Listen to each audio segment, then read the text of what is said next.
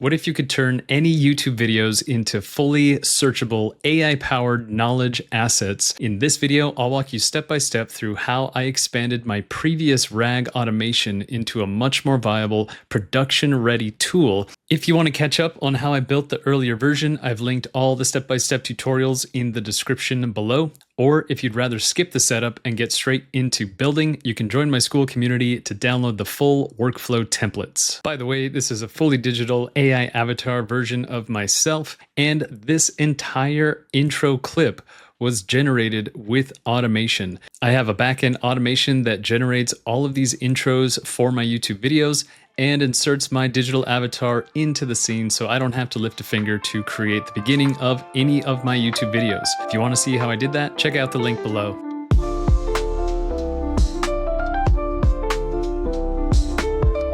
What's up, guys? In today's video, we're going to be expanding on this workflow right here. This is a YouTube knowledge base RAG system. If you want to watch my previous video on how to build out this system from scratch, I'll put the link up here in the top of this video. You can check out my previous video to build out this automation step by step. What we're going to be doing in this video is expanding upon this one to add in some more functions, some more features, turn this into a more viable tool. So let's take a look at what we got so far. We have a simple chatbot over here to interact with the vector store. So let's just grab this workflow, kind of give us some space, and let's see what we can add in here. So first of all, I'll re-enable the trigger here. And just to make sure no other triggers will fire off when we test, I'll make sure my other triggers in this workflow are deactivated. Cool, so we have this node that is adding YouTube handles. I'm gonna go ahead and just rename this node to YouTube handles. So for this video, we're gonna be testing with my YouTube account. Cool, so I think we can just run some data down, get some stuff filled out. Here, I wanna add a central location to add YouTube handles we can pull from. That way we don't have to actually get into the n8n workflow, drop in YouTube handles here, so Airtable or Google Sheets. I want to add a filter so that when transcriptions have been uploaded into Supabase, we're not actually getting that same video and uploading it again. So let's start here. Let's add a new module. I'll click the plus here to create a new module. This will be Airtable, and we will search records. Now, if you haven't set up a personal access token with Airtable, I have a tutorial in the community if you want to check that out. Otherwise, you can drop this down, click on create new credential, open the docs, and learn how to set up your Airtable access token. I'm going to click outside of this, choose my access token here.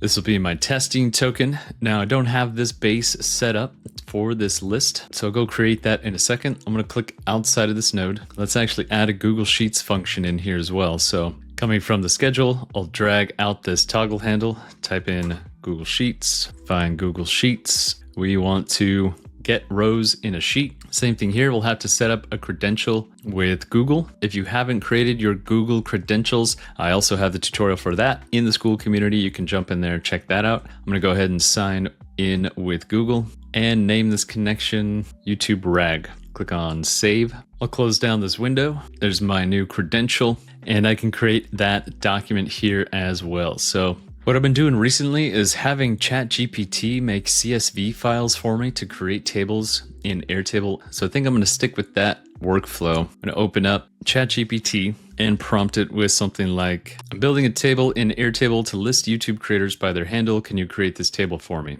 Now, I know I want this table to be pretty simple, but we've got some cool stuff in here. So I'll just copy this, paste it back in here, and say, keep these, make it simple. So this method is a very lazy method of doing this, but for more complex tables, it actually becomes very beneficial to have a conversation with ChatGPT saying, what can I add in here? What should I add in here? Then we can simply add a prompt to say, create a table. Then we can say export as CSV. Again, pretty simple table, but hopefully this method inspires you guys to make some cool stuff. So I'm going to download my new CSV file and jump into Airtable. Here I am in my Airtable dashboard. If you guys want to check out Airtable, I have the link in the description of this video. You can create a free account. And for this workflow, you can use Airtable completely for free. So I'm going to create a new table, start from scratch, and come over here to CSV other.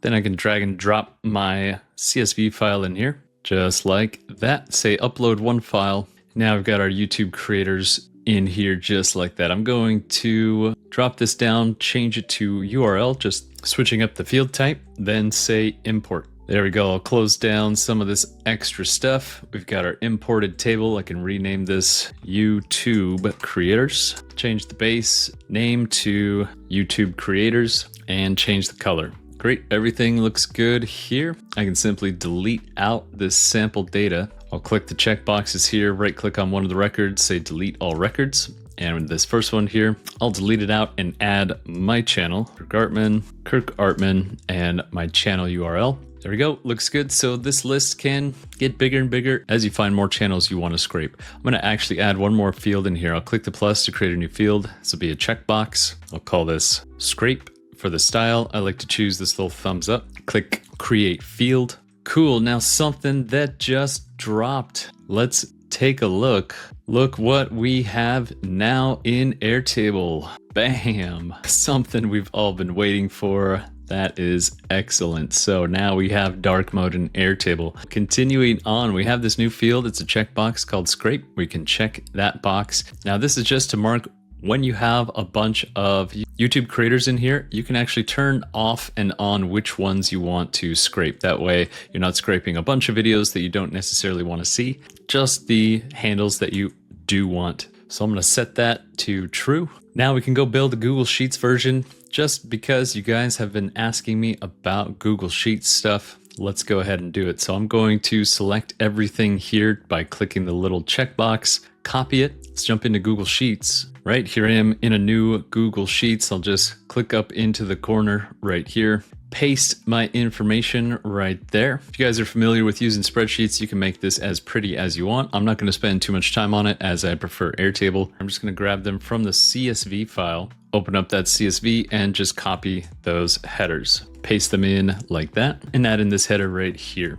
Cool, just change the styling a little bit. There we go. So we're set up with the Google Sheet version and an Airtable version. I'll just come up here and name this YouTube Creators and name the sheet YouTube Creators. Great, let's jump back into n8n. Now we can choose our document. I like to choose the document from the URL. So I'll drop this down, say by URL, jump back into Sheets, grab that URL, then paste it right there. Sheet name, I'll choose from the list. There's my YouTube Creators. I'm gonna click outside of this node. Let's jump back into Airtable. Can now choose this base from the list. Actually, I need to add that base to my access token. I forgot to do that. So I'm gonna jump back into Airtable, come into my account settings, click on Builder Hub. I'll just open this in a new window.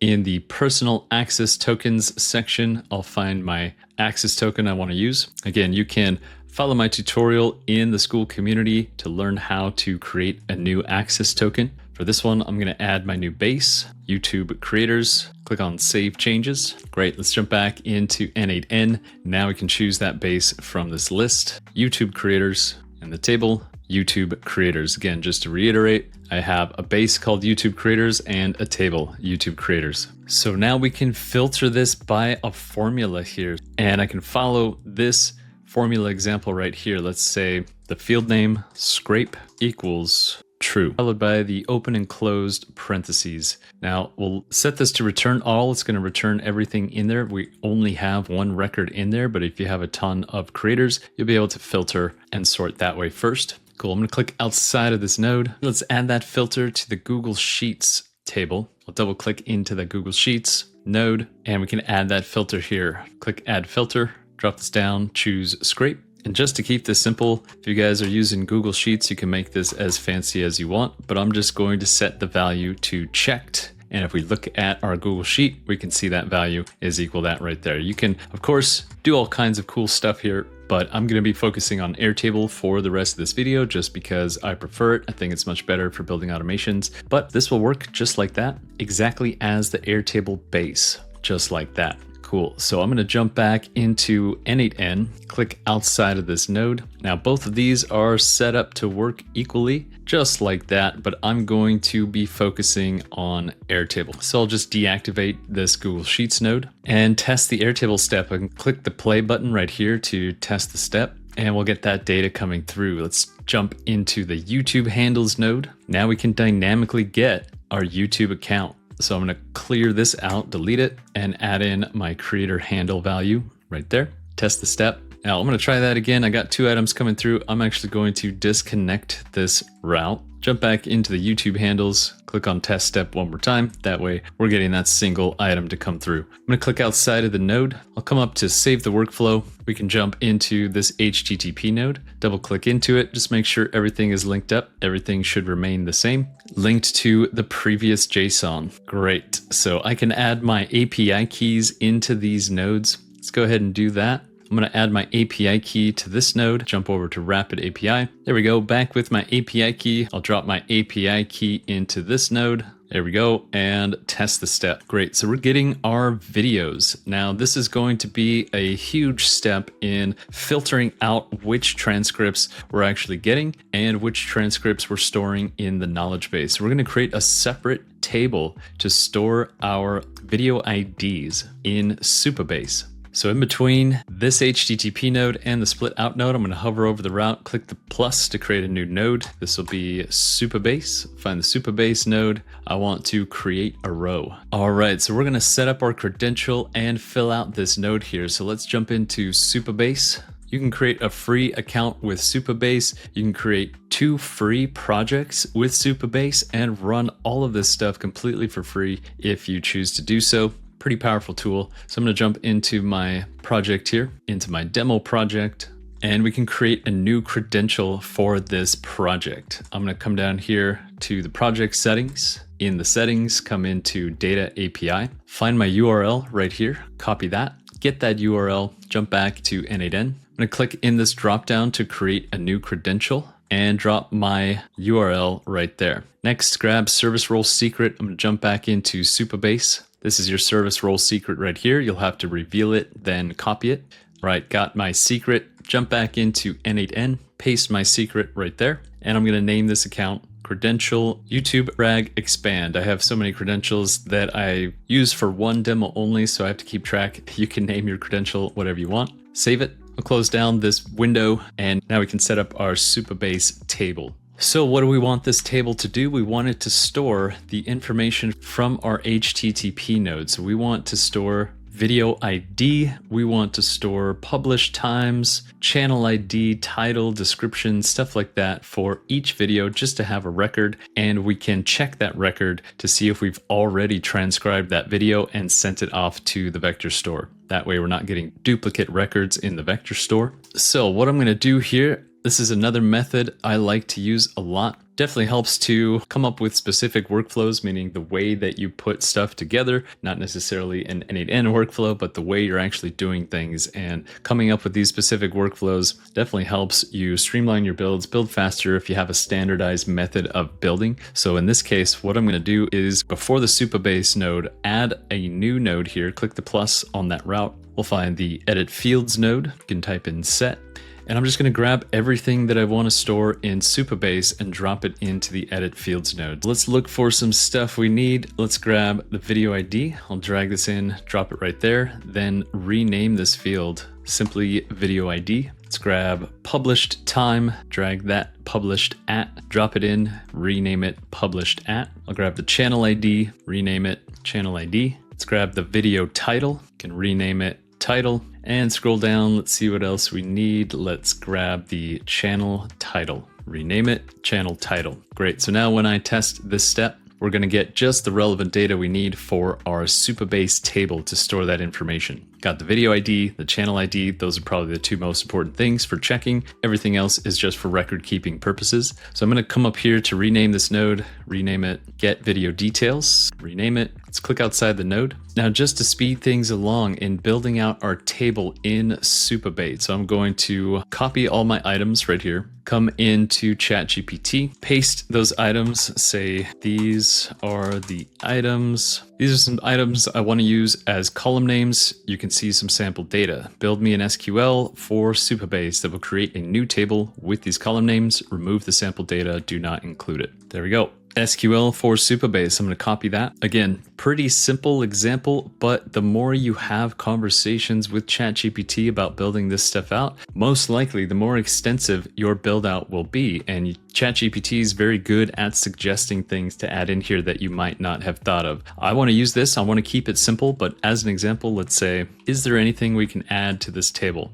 There we go. Type, description, tags, duration, video count, like count, comment count, thumbnail URL, and so on. And then it will build out a much more complex table for you just like that to store all that information. Again, I don't necessarily need all that, so I'm going to keep it simple and stick with this table right here. But hopefully that illustrates a wonderful method to building this stuff out much quicker, and you'll see what I mean when we run this SQL. So I'm going to jump back into Supabase. Let's come into SQL editor, paste that SQL here, and we can rename the table if we want. Create table, YouTube or videos. We got the name of the table generated by ChatGPT. So I'm going to run this. Should say success, no rows returned. And if we jump back into our table editor over here, we'll see that new table ready to go with all of those column names just like that. So let's jump back into n8n. I'll click outside of this node.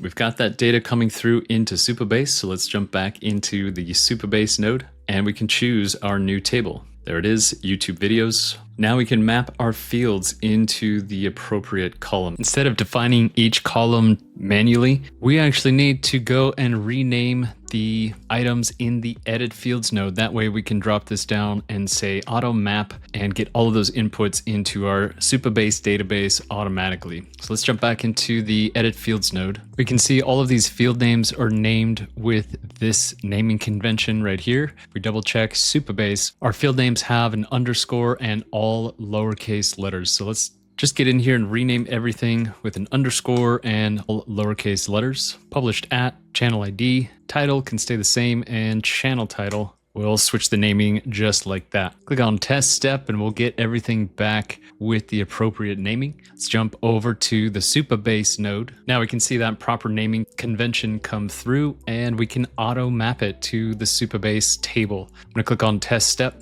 There we go. Everything coming into Supabase, nice and mapped. Let's double check our Supabase table. There it is, our first record. We now have items coming into Supabase. We now need to check Supabase so that we don't accidentally duplicate any data coming through. I'm going to save the workflow. We can break some of these connections here. So let's see. First of all, the split out node, what we're doing here is going to replace some of that functionality there. So let's click on the split out node. I'll click the trash can here to delete it. Hover over this route, trash that route. I'll slide this Supabase node over, plug it into this node. This one I've named set video details, get video details and set video details. First of all, we have our video details dumping into Supabase. Before we move along, we need to check that Supabase table for those records. So I'm going to click the plus here, create a new node, type in Supabase, find the Supabase node. We want to get many rows. I'll choose my same credential,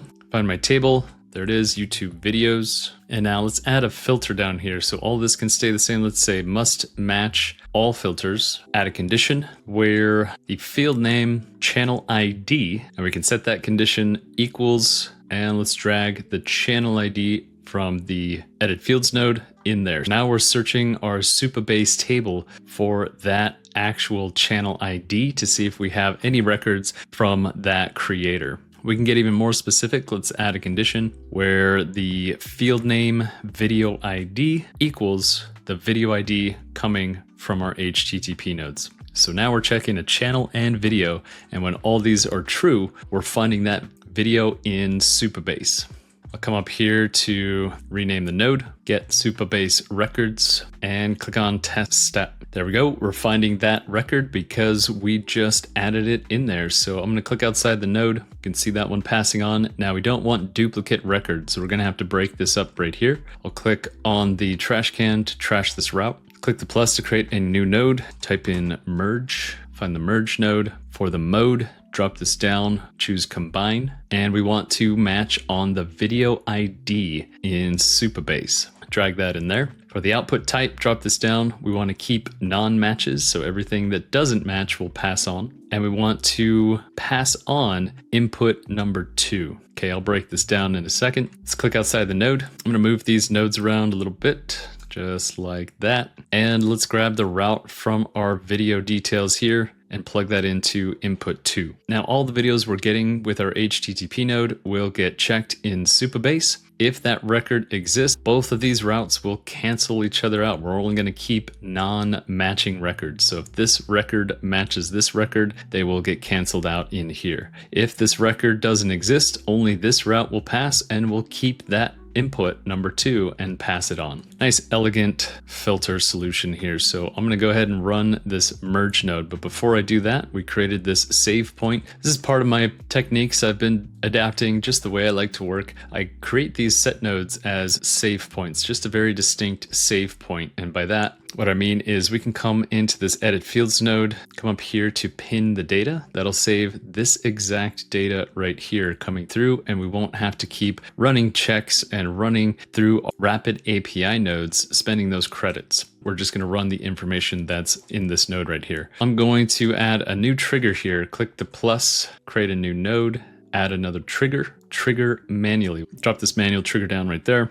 and connect it to the edit fields node. Then just to make sure this one runs when we click test workflow, I'm going to deactivate the schedule node. Great, so now we've created this smaller workflow right here. This is what's gonna run when we hit test workflow. This will activate this node and pass that data on. So from this save point only. Let's go ahead and hit test workflow. Now we have that record in Supabase. So when I test the workflow, we'll get both of those records coming through and nothing, no items coming out of the merge node. That means we've found a match and nothing is coming out to pass on and get added to Supabase. Great, we can go ahead and plug this one into that Supabase node. Now just to test the opposite here and get the data running down the rest of the chain, let's jump into Supabase and delete this record. I'll click the checkbox right there. Click delete one row, click delete, just to clear out our table. Jump back into n8n.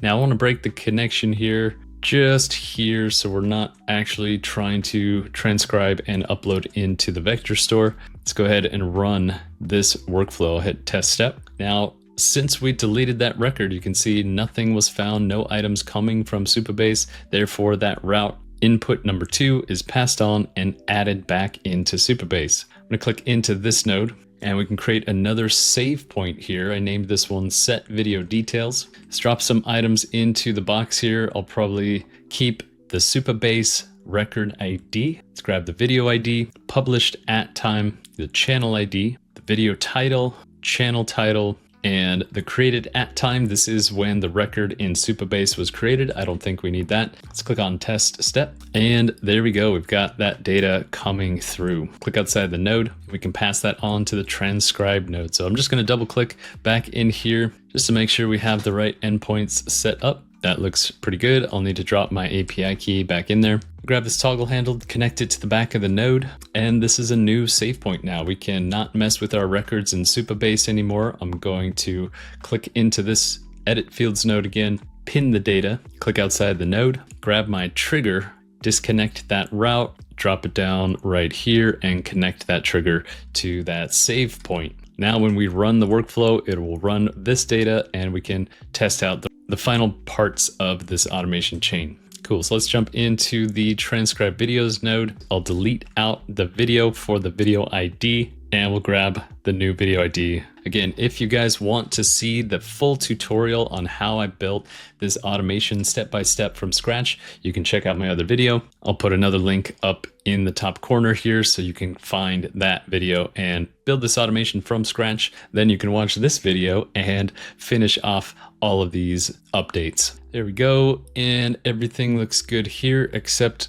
this endpoint needs a different variable name right here. So I'm just going to type in this parameter name. It's just like that, video ID with a capital I. I've got my API key pasted in there. Before we test the step, I'm going to click outside the node and break this route right here. I'll hover over the route, click the trash can just to make sure we're not uploading yet. Okay, we need to tune up one more thing here. We can add another parameter in. It's called flat text. flat underscore text, just like that. In case you're curious how I find out all this information and how do I configure these APIs, I'm just in Rapid API and I take a look at the API overview. It has the docs here. So that parameter we're going to use right now is this one right here, flat text. It's a true or false, a Boolean. And this one gets the entire transcript as text. So we're going to get that one right here. Let's jump back into n8n. Flat text equals true. Great. Everything should be ready to go. Let's click on test step. And there we go. We've got our transcript. I'm going to click outside of the node and we're coming into the split out node. So I think we can actually get rid of this one again. I'm going to delete the split out node. So I'm just going to rearrange my nodes a little bit. And all we need is another set node coming out of the HTTP node. Drop in a set node. And once again, let's grab all the details, drag and dropping everything over that we want to store. And the last one will be the transcript. Great. Test step. Click outside the node. Now we can send that off to Supabase. Drag this back over, connect that up. Let's jump into this node. I'll choose my same credential. And we need to create a new vector table. So this one's a little more tricky to figure out. Let's jump into the docs by following this quick start guide right here. So click on that link and we need this SQL right here. This will create a default table named documents and generate that vector store for us. So I'm going to jump into Supabase, come into the SQL editor, delete out whatever is in here and paste that new SQL. Click on run. We got no rows returned. Let's jump into the table editor. We've got that new vector store table called documents. So I'll click into this table. That SQL creates a very specific table. Everything has to be set like this. You can't really change anything, or at least without breaking too much here. So keep your table just like this. Let's jump back into n8n. Great, so I'll choose my same credential,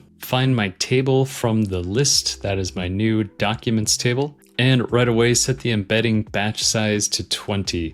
n8n might time out if you have larger batch sizes. Then for query name, all I did was click on add option, and we've got that query name match documents. I'm gonna click outside of the node. Let's jump into the default data loader. Load in some JSON. For the mode, drop this down, choose load specific data, and we'll grab the transcript and load the transcript into the vector store.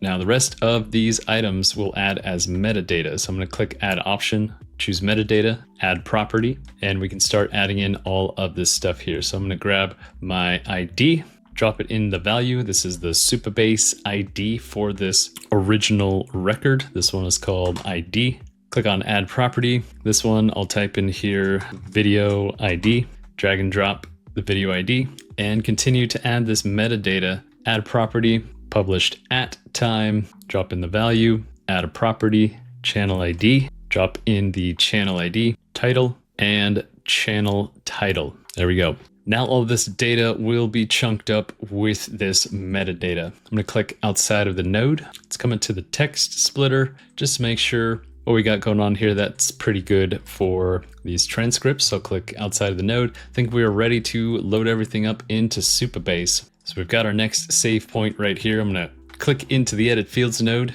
pin the data, click outside the node, grab the trigger, drop it down, connect it, save the workflow, and test. Now that text is getting chunked up and inserted into the vector store. There we go, 68 items. Let's take a look at Supabase. And we've got our new 68 records in here, all of that vector data stored nicely. Great. Guys, I think that is it. Let's just do a little cleanup. I'm gonna trash the connection to this node.